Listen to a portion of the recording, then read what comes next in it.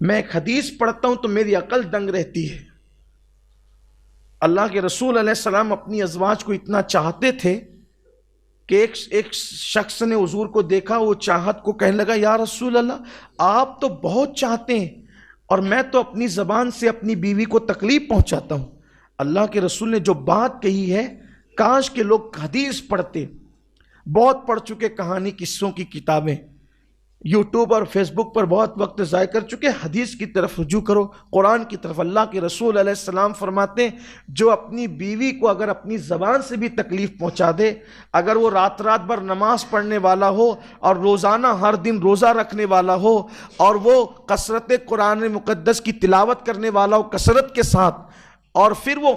حج کرنے والا ہو، پہاڑوں جیسی نیکیاں کرنے والا ہو، اگر اس نے بیوی کو اپنی زبان سے اذیت پہنچائی ہے، اللہ قیامت میں اس کی ایک نیکی بھی قبول نہیں